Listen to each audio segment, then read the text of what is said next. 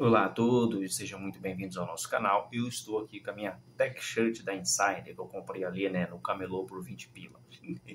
Piadinhas à parte, hoje nós vamos reagir, a um vídeo aqui de um sujeito chamado José Cobori. Eu acho que é assim o nome dele. Inicialmente eu quero dizer que não tenho a intenção de denegrir a imagem de ninguém, de difamar o histórico de ninguém, até porque eu nem sequer conheço muito sobre esse sujeito, eu só vou aqui reagir ao vídeo, Então, vamos lá. Por isso que eu tô falando, é fácil você acabar com a inflação. Mata 20 milhões de pessoas. Se elas parar de comer, para de ter inflação de alimentos. No limite, é isso que a taxa de juros faz. Quando você aumenta a taxa de juros, o que você está fazendo? Você está tirando uma parcela da população do consumo, tirando uma parcela da população do emprego. O que é inflação? Como tudo, oferta e demanda. Você tem a mesma quantidade de oferta. Quando você aumenta a demanda e se não aumenta a sua capacidade de ofertar, você gera um desequilíbrio no preço. Você está comendo menos? Eu estou comendo menos porque eu estou tentando ficar mais fit. Você está querendo ficar mais bonitinho. Mas quando a taxa de juros era 2%, agora é 15%. De lá para cá, você parou de comer? Não. Você está comendo pior? Não. Quem está fazendo isso é a classe mais pobre. Não muda nada. Muito pelo contrário. Quem tem capital, melhora. Porque agora eu tenho uma taxa de juros melhor para remunerar meu capital. É exatamente isso que está acontecendo na Argentina. Plano, corta aqui, corta. Cai tudo nas costas dos mais pobres. Por isso que tem um aumento de insatisfação social na economia. Com certeza, quem já é rico lá deve estar feliz com os índices macroeconômicos. Mas a população como um todo está feliz? Melhorou a situação dela? Não melhorou nada. Simplificando, como diria Maria da Conceição Tavares, o povo não come PIB. Então vamos ao ponto principal, que segundo ele, para você reduzir a inflação, bastaria matar ali 20 milhões de pessoas, que obviamente essas pessoas deixariam de consumir, deixando de consumir, você tem a inflação reduzida. Ele falou dessa forma porque, segundo ele, a inflação é apenas uma questão de oferta e demanda, pelo menos é o que dá para entender ali nesse corte, E essa visão econômica já foi há uns tempos atrás, defendida ali no século XIX, com pessoas defendendo que você não podia deixar o número de população subir muito, porque senão aumentaria a inflação demais, e até com alguns doidos varridos defendendo que você tinha que, em algumas pessoas, para poder diminuir o consumo, diminuir a demanda e, consequentemente, você reduzir a inflação. Obviamente que essa análise não leva em consideração diversos fatores, como, por exemplo, o avanço tecnológico, o aumento da produtividade. Tanto é que, se você olhar o gráfico do aumento populacional, nós vemos que a humanidade ficou estagnada num certo número de habitantes, e foi somente com os avanços tecnológicos que aconteceu, principalmente ali na Revolução Industrial, que a população mundial estourou, que a população mundial subiu. Então, a visão é inversa. Conforme você aumenta a produtividade, conforme você aumenta a quantidade de produto, aí você aumenta a quantidade de população. Não é o contrário, não. Ou seja, eu mato pessoas para diminuir os preços das coisas. Não. Geralmente, o que acontece é o contrário. Você tem uma maior oferta de alimento, uma maior oferta de produto, de serviços, e a população aumenta. Mas agora, voltando a falar de Brasil, aqui o principal motivo da inflação está ligado ao fato da moeda brasileira ser fiduciária. E até aí tudo bem, a maioria dos países do mundo são assim. E qual é o problema da moeda fiduciária? O problema é que ela não está lastreada em nada. Ou seja, ela não é lastreada no ouro, na prata, em absolutamente nada. Ou seja, o governo pode emitir o quanto ele quiser. E como o Brasil gasta muito dinheiro, mesmo a gente tendo uma das maiores cargas tributárias do mundo, o governo vive endividado. Para poder pagar essas contas, ele imprime muito dinheiro. E quando ele imprime, ou seja, ele fabrica, ele inventa mais dinheiro, o dinheiro que está aí na sua mão perde o valor. E conforme ele perde o valor, você tem a impressão de que as coisas estão subindo de preço. Mas não é verdade, as coisas não estão subindo de preço. É o dinheiro que está na sua mão que está perdendo o valor. Então, um dos principais, existem vários fatores, mas o principal motivo de termos uma inflação gigantesca no Brasil é o governo imprimindo dinheiro a rodo. O Cobori também afirma que se a gente aumenta a taxa de juros, nós estamos fazendo aqui, tirando pessoas, principalmente as pessoas mais pobres, do mercado, ou seja, tanto do mercado de emprego quanto do mercado de consumo. E isso, de uma certa forma, é verdade, porque, como eu disse, o fato da gente imprimir dinheiro é um dos motivos, o principal motivo, na verdade, da gente ter essa grande inflação no Brasil. Mas o outro dos motivos, aí sim, nós temos de fato a questão da oferta e demanda. De modo que se a demanda subir muito, obviamente que você vai ter inflação. E para controlar essa situação, o que o Banco Central faz? Ele aumenta a taxa de juros. Para quê? para que as pessoas parem de pegar dinheiro emprestado, assim você diminui a quantidade de dinheiro no mercado, e isso diminui, né, o movimento financeiro ali realizado, né, dentro do país e, obviamente, né, a inflação cai, né, você tem uma deflação. E o Banco Central é obrigado a fazer isso porque o governo não quer parar de gastar dinheiro, ele não quer parar de injetar dinheiro na economia de forma artificial, ele quer empurrar a economia artificialmente, né? Fazendo isso aí, girando com a barriga, fazendo o famoso empurrar com a barriga. Por que o Banco Central aumenta a taxa de juros? Para controlar, porque senão vai virar bola de neve e futuramente, né, a situação vai piorar muito. Então, né, o Banco Central tenta evitar que lá na frente as coisas se tornem ainda pior do que está hoje. E aí o Covori citou ali o caso da Argentina, né, com as reformas liberais do Milei, que, né, dentre vários fatores, tem ali o corte de gastos, né? Então o governo ele para de gastar aí, dentre várias coisas, programas sociais, tipo como se fosse um Bolsa Família, alguns seguro-desemprego, esse tipo de coisa, né? Então, tesourando esse tipo de coisa, obviamente que aquelas pessoas que estão dependendo do governo, as pessoas mais pobres, as pessoas mais vulneráveis, eles vão sofrer mais, eles vão apanhar mais. E com a estabilidade econômica, é óbvio que pessoas que têm um maior poder aquisitivo, mas principalmente a classe média, vão, né, ver ali uma melhora na economia, a qualidade de vida deles vão melhorar um pouco, né, enquanto que os mais pobres vai ter ali sim vai sofrer um pouco, né, naquele curto prazo.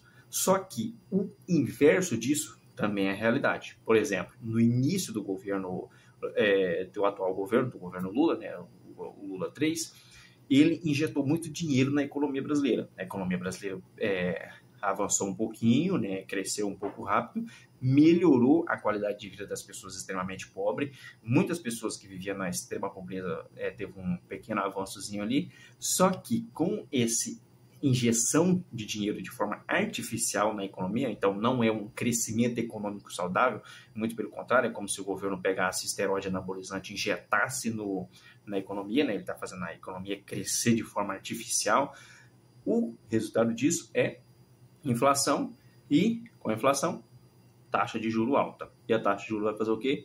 Vai obrigar, né, esse crescimento artificial da economia a reduzir. Para entendermos melhor o caso da Argentina, podemos citar o exemplo polonês, né? A Polônia fazia parte do bloco soviético e quando a União Soviética foi extinta, a Polônia, obviamente, tinha um monte de política esquerdista, com um monte de empresa estatal, com um monte de pessoas sobrevivendo ali de coisas do governo, pensão, esse tipo de patifaria. Quando o bloco soviético cai, a Polônia começa a fazer uma série de reformas que se iniciou em 1990 e ficou conhecido como terapia de choque. Essas reformas eram liberais, né, acabando ali com empresas estatais, emprego público, enfim.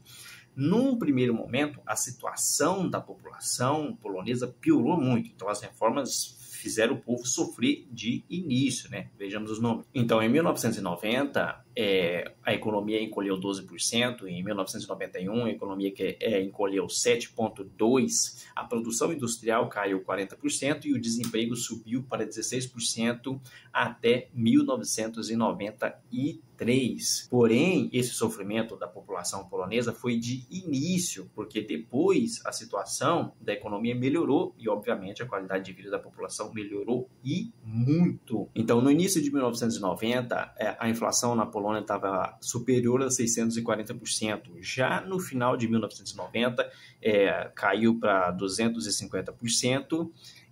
De 1994 a 97, a Polônia cresceu 28%, uma média anual de 2,4%. Por mais que essas reformas que se iniciaram lá em 1990, conhecido como terapia de choque, elas foram tão bruta, a população sentiu tanto que em 1993 o governo mudou, né, deixando as reformas assim um pouco mais branda, né, e aí ficou conhecido como terapia sem choque. Porém, você ainda tinha o caráter reformista liberal, ou seja, hoje a Polônia ela é um país de primeiro mundo, a Polônia é um país onde as pessoas têm uma boa qualidade de vida, e isso é graças às reformas liberais, né? Então, sim, toda vez que um país está com uma esquerda muito grande, com uma política esquerdista muito grande, com as pessoas totalmente dependentes do Estado, com a economia girando em torno da máquina pública, e você vem e faz reformas liberais, de início, óbvio, as pessoas vão sofrer, e vão sofrer muito, porém, a longo prazo, as coisas tendem a melhorar. Outros exemplos que nós temos, né, é o Chile, né, que lá em 1970, durante uma ditadura, passou por reformas liberais e, obviamente, de início, a situação da população chilena foi terrível, mas hoje, olha, o Chile já pode ser considerado um país de primeiro mundo. Temos também a Estônia, né, que em 1990 fez reformas liberais e hoje também, né, pode ser considerado um país de primeiro mundo. Por fim, na fala de Cobori, ele vai dizer o quê? Que a população não come PIB. E eu concordo com ele. A população não come, né, apenas não come PIB, não. A população, ela come PIB, a população, ela viaja, ela precisa de PIB, ela compra um carro, ela precisa de PIB, ela tem uma casa, ela precisa de PIB, ela põe o filho dele na escola, ela precisa de PIB, ela vai fazer uma casa, ela precisa de PIB, ela vai comprar uma televisão, precisa de PIB, um celular precisa de PIB, você vai ter internet PIB, então você não come PIB. Não. Toda a sua vida, tudo que você tem de bom, tudo o que te dá qualidade de vida, incluindo aí educação, incluindo saúde, tudo isso gira em torno de PIB. Então não é uma questão de comer ou não comer, é tudo gira em torno de PIB. Então sim, precisamos de reformas liberais para melhorar o PIB. Agora, você me pergunta, Ramsés, se reformas liberais é bom para a economia, e se esse cara ele é um economista, ou então se ele está ligado com empresários, por que raios que ele defende essas políticas esquerdistas e tal? Muito bem, o Brasil, caso você não saiba, ele é um país capitalista corporativista. Na verdade, o Brasil nunca em sua história nós fomos liberais, nós sempre fomos capitalista corporativista. Para você ter uma ideia, até os Estados Unidos hoje em dia nós podemos considerar ele como capitalista corporativista, embora lá você tenha muito mais liberdade do que aqui. Mas os Estados Unidos, no mínimo, já teve um passado liberal e hoje ele é bem mais corporativista, né? Já o Brasil não. Nós nunca tivemos um histórico de corporativismo. Então o Brasil ele saiu do mercantilismo direto para o capitalismo corporativista.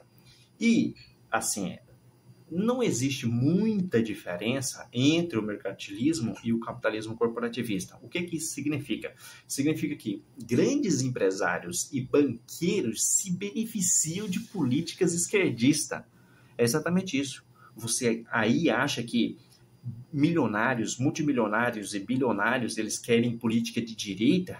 Pois é, não é assim que funciona. Não, porque o corporativismo beneficia essa galera em detrimento da população mais pobre. E se você fizer reformas liberais, todo mundo vai estar, né, na economia jogando ali com, digamos assim, com as mesmas regras para todo mundo. Para você ter um exemplo, vamos imaginar hoje um grande empresário do agronegócio. Ele tem juros subsidiado pelo governo, ou seja, pelo seu dinheiro, então seu dinheiro que está subsidiando o juro dele lá, e ele vai lá e pega um financiamento milionário lá no BNDES com juros de 4%. Mas se você querer comprar alguma coisa lá no seu cartão de crédito, você vai ter que comprar com juros normais. Aí eu te pergunto, por que um milionário do agronegócio pode comprar uma torre RAM com juros subsidiário e você vai comprar seu celularzinho lá e tem que pagar um juro absurdo, entendeu? Então, essa ideia de capitalismo corporativista, ele beneficia milionários e bilionários, mas preste atenção, você vai ver uma ala empresarial que são contrário a isso. E quem são essa galera? Pequenos empresários. O empresário grande que tem vergonha na cara, né? Mas, via de regra, esse capitalismo corporativista, e aí os esquerdistas eles têm razão quando eles defendem que esse capitalismo ele é a favor dos ricos, não sei o quê. Estão certo, estão 100% certo. Agora, no capitalismo liberal, não. Por quê? Porque lá todo mundo está em par de igualdade. Ninguém é beneficiado pelo Estado, o Estado não ajuda ninguém, você não tem regulamentação chata que impede que pequenos cresçam e substitua os grandes, ofereça serviços melhores, produto com uma qualidade melhor, você não tem nada disso no liberalismo, né? no cenário liberal. Já no capitalismo corporativista, como é o caso do Brasil, você tem esses grandes empresários que estão lá no poder, é uma elite econômica e política que estão no poder e eles não querem deixar ninguém tomar o lugar deles, obviamente. Então é isso, galera. Muito obrigado por ter assistido, muito obrigado por ter ficado até aqui.